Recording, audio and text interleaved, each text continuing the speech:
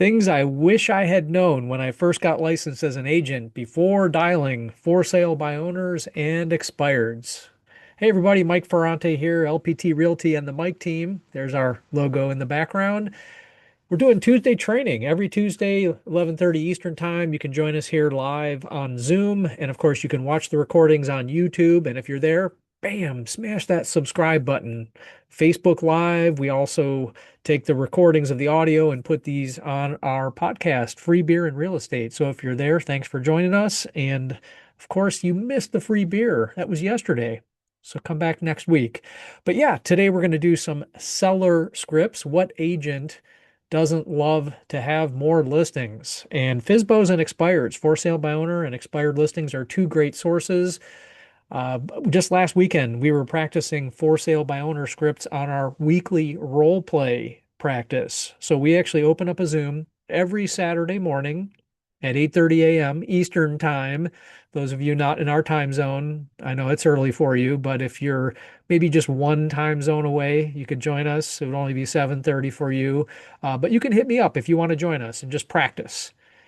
That's Mike at 21mike.com. Shoot me an email and I'll add you to that invite.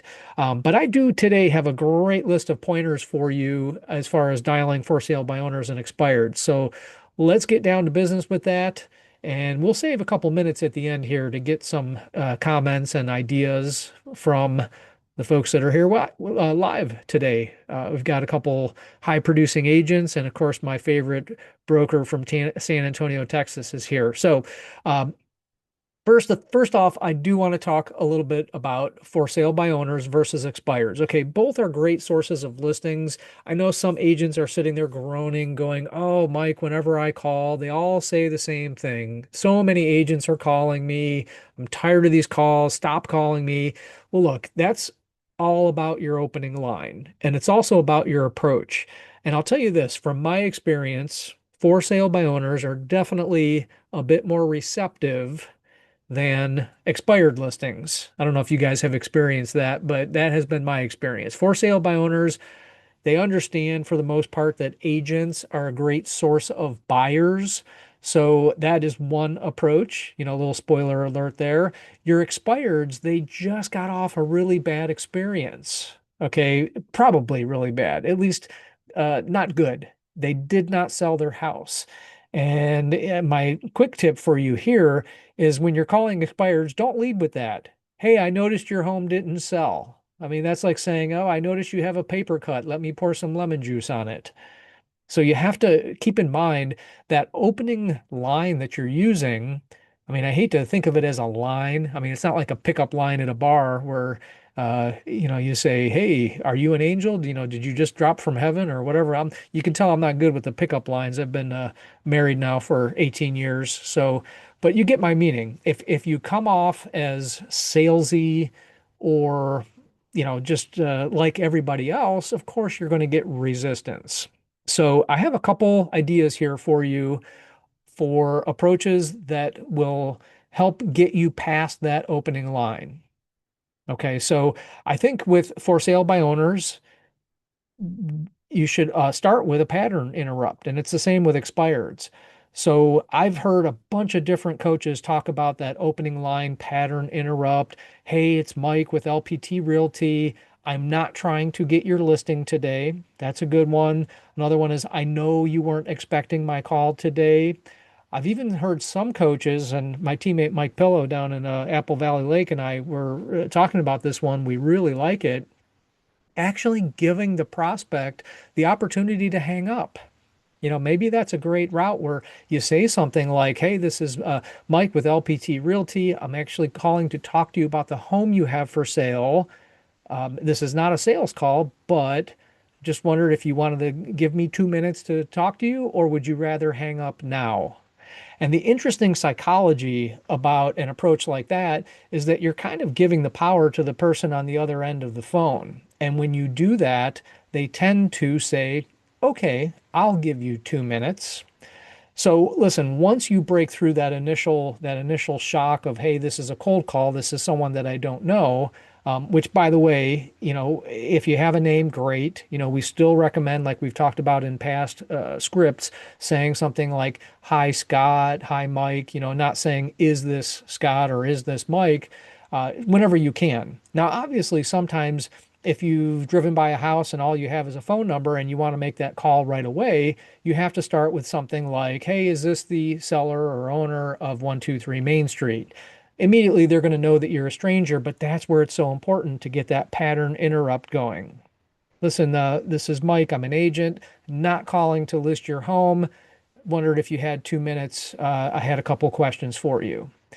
Not trying to list your house. Would you like to hang up now? So choose your best favorite pattern interrupt to start the call with, and then go into a script that's more about giving than it is about trying to get business. Um, Now, I'm reminded, Mike and I listened to a guy from Hawaii who was wildly successful in making these calls, and he took the exact opposite approach. He basically went for the appointment on the opening line. And Mike, I don't know if you remember this guy, but his opening line was something like, hey, this is Mike calling about your home for sale at 123 Main Street. I'd like to come take a look at it. How is tonight at 5 o'clock or tomorrow morning at 10? So that was kind of a completely opposite and different approach. I've not yet tried that, and hearing this guy talk about it, it was pretty bold. But here's my advice for you guys that are making these calls, having these conversations. Pick a script that you feel comfortable with, master it, and try it out. Track your numbers, see what's working for you. If you're getting appointments, great. Keep using that script. If you're not, change it up. It's as simple as that. Now, going with what works for me, I go with the helpful scripts. How's it going? Are you getting buyers? If I were to bring a buyer, would you be interested in speaking with me? That's one of my favorite approaches. Now, every script has its pitfall. And of course, we're going to talk about some objections that you get when you make these phone calls. And of course, one of the toughest objections, I think, is when they say, well, do you have a buyer? Sure, I'd be happy to talk to you if you have a buyer. I do not recommend lying. I mean, it's directly against the code of ethics, right? Yes, I have a buyer and let me bring them over. We don't want to lead with that necessarily, but one of the objection handlers that we've used is, sure, I work with a lot of buyers in the area, and I'd like to preview your home to see which of my buyers your home may be a good fit for. Okay, but asking if they're willing to cooperate with agents is a great way to feel them out too. Because the last thing we want is to work with or try to convert a seller who's just completely against agents. You're going to get the objection, we're not paying an agent. We're doing it by owner because we're trying to avoid working with an agent. And I think we have to do what we always do, and that is ask questions.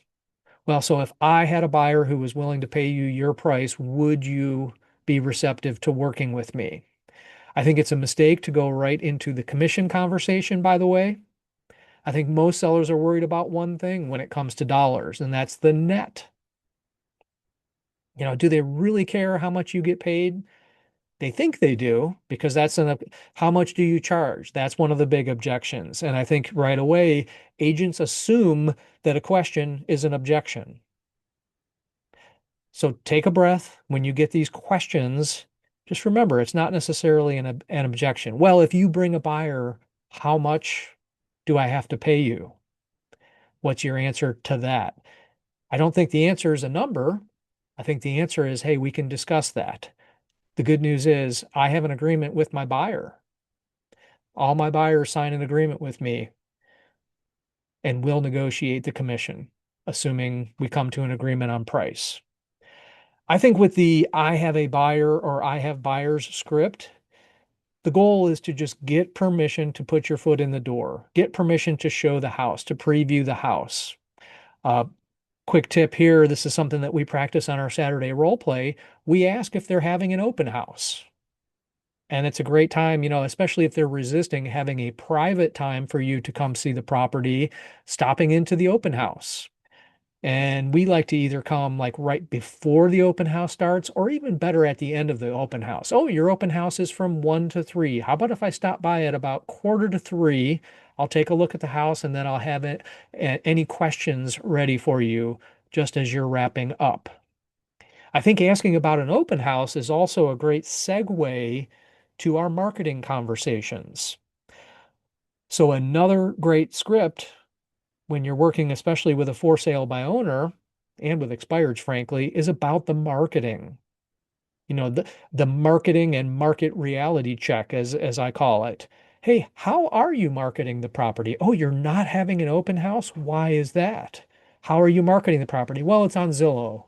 Zillow's good, but did you know that you're missing dozens, if not hundreds, of other websites where buyers are searching for homes? Is your home coming up in AI searches?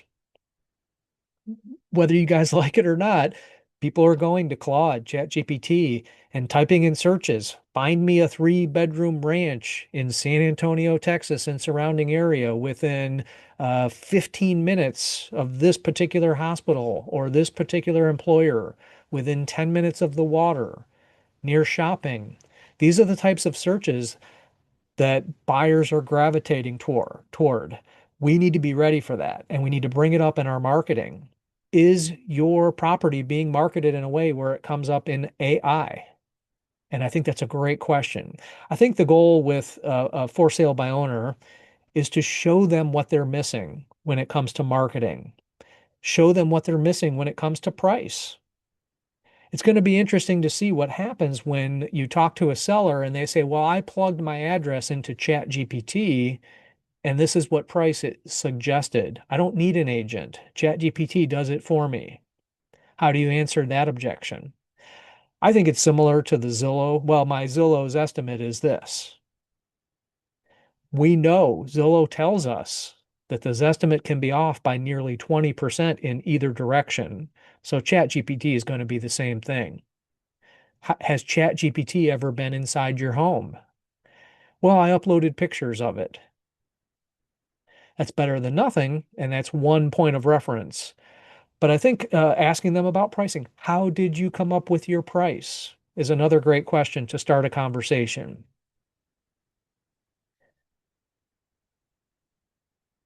Let's talk about another objection we get from for sale by owners. Have you guys ever heard this? I want to try it on my own for a while. That's the exit strategy script. Great. How's that going? How long will you try for sale by owner before you consider talking to an agent like me, an expert in marketing homes in this area? Most of them have an answer. Most of them will say, well, we're getting serious interest. Great. Have you had any offers yet?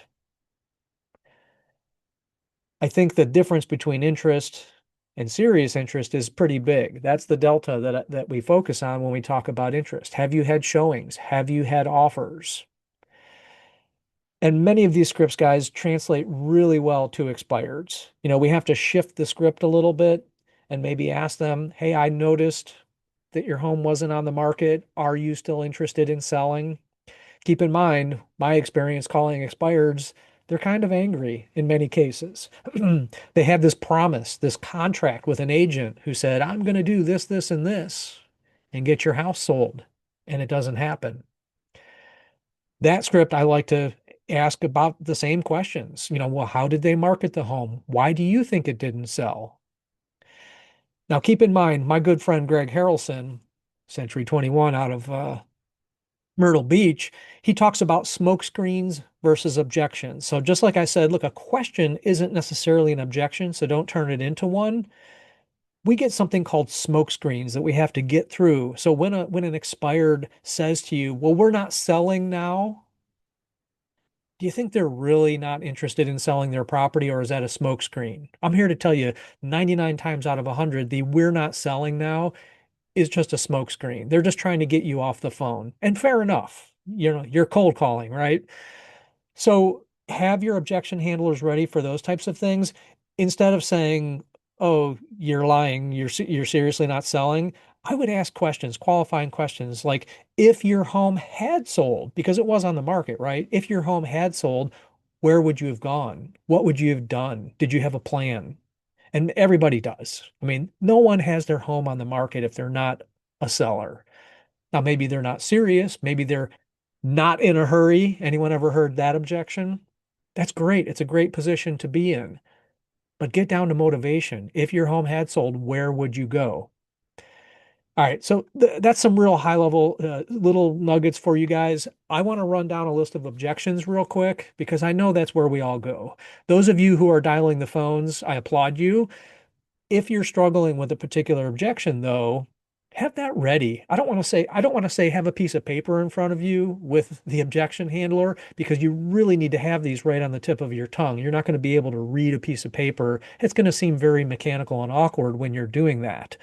But, these questions you need to practice these. And again, I'll mention the Saturday role play for anyone who wants to join us. Just hit me up with an email, mike@21mike.com. But here are some of the typical objections that I hear when making these calls. The first one is, hey, I'm not interested in paying a commission. And here's one potential way to handle that. I totally get that. Most for sale by owners start there. But the real question is about the net. Do you have a dollar amount in mind that you need to net? Getting down to that motivation and finding out what the dollar amount is. The other place that I go, especially with for sale by owners, is, hey, are you okay with paying half a commission? You don't have a listing agent. If I bring you a buyer, you're essentially only paying one side of a commission. And most of them get interested in that. In an extreme seller's market, one of the scripts that I have practiced is what if there was no commission? What if the buyer pays my fees? Because that's a distinct possibility, right? Now, not all buyers can do that. So know who your buyers are before you go down that road. But certainly it's something that could pique the interest of a seller. We want to try it ourselves first. I would respond to that with out of curiosity. How long would you like to do that before you reassess, before you talk to an agent? Um, the agents just want the listing. I hear this one a lot. Oh, you agents are all the same. You just want the listing. This is a tough one to address, right? Sure, everybody wants a listing. But again, my friend Greg Harrelson says, I'm not here to list houses, I'm here to sell them. And I solve problems. I get homes sold. Here's my track record. How long have you been trying? Knowing the numbers. Like right now in our market, we're at about 22 days to get a home under contract. Being armed with that info ahead of time and having a seller who says, well, we've been on the market for a month for sale by owner, we're just getting started. Wow, a month in our market is a long time. So knowing the data for your market is really important. Um, hey, I'm on Zillow. That's good enough. Remember, that's just a fraction of the traffic that you might get. We like talking about professional photos, video, targeted marketing. Are you doing Facebook ads, for example? It's something that's so simple, and I can target buyers in a 15-mile radius around your house. Most for sale by owners and most expireds don't have the capacity to do that. And frankly, most agents aren't doing it. They're putting properties in the MLS and waiting for the phone to ring. The other one that I wanted to talk about, and this just came up on Saturday Role Play, is we already have an agent. I have a family member who's an agent. The way I like to handle this objection is one of two ways. First of all, you can ask, what made you pick that agent? And find out what your competition is. The second thing, and this is really the one I love the best, it's the second opinion objection handler. Most clients, buyers and sellers, work with the first agent they meet. That's about 72% is the latest data I read. 72% of people work with the very first agent they meet. They don't even know a comparison. You don't know what you don't know if you don't at least talk to two agents, right? Everything you hear from the first agent may seem great until you talk to that second agent, me, and find out what I do differently. Hey, no obligation. How about a second opinion? This is probably one of the biggest assets that you own, and you're getting ready to sell it. Would you sell a car to a car lot without getting a second opinion? Probably not. And a car is worth a fraction of what a house is. All right, guys, that's what I have for you today as far as objection handlers and quick scripts. I want to open it up here because I've got some big brain power here on the live show. Um, let's let's go there. Scott's asking me if I know about Land Voice. That begs the question, where do you get the info? We've got Land Voice, Vulcan 7, Red X. There's all kinds of sources for sale by owner and expired data. And Land Voice is one of them that Scott mentioned.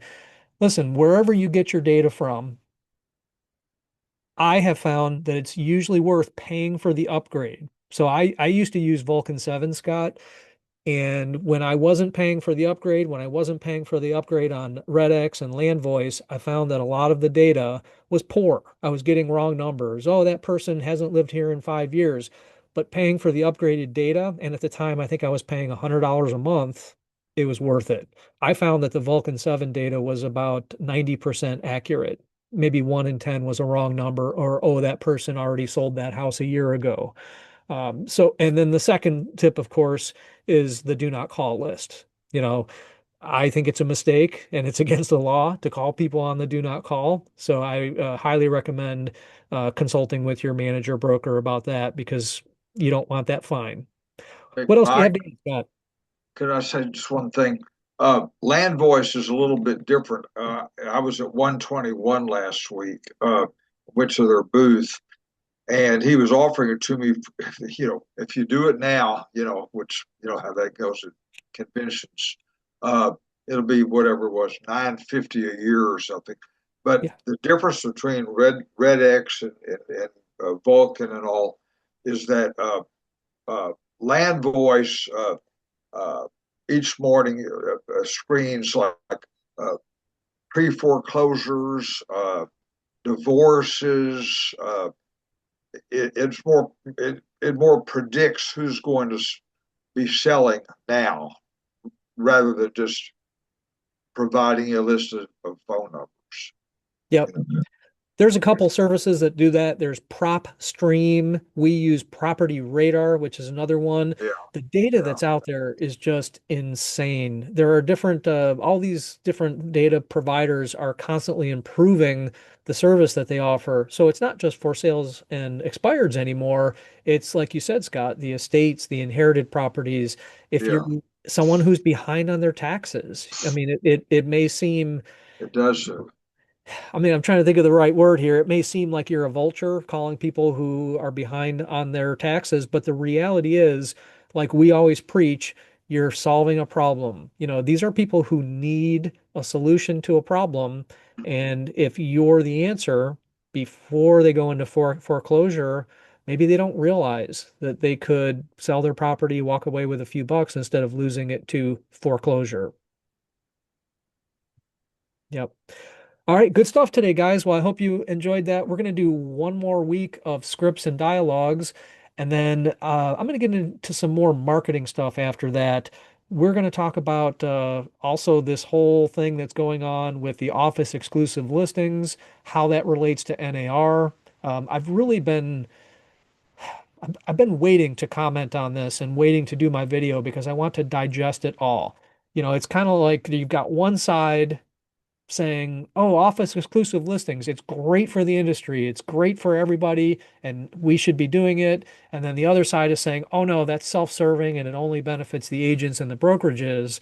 I've tried to take an objective look at this, and I'm going to put a short video out here soon that kind of, I hate to use the word opinion, but it's going to be sort of everything that I've digested. I'm going to spit it back out and just give you guys some quick thoughts. So stay tuned for that. And of course, join us every week here on Tuesdays for Tuesday training. Email me if you'd like a topic covered. We're open to discussing what you guys are struggling with or what you have questions on. It's Mike at 21mike.com. Take care, everybody. Have a great week. Thanks, Mike.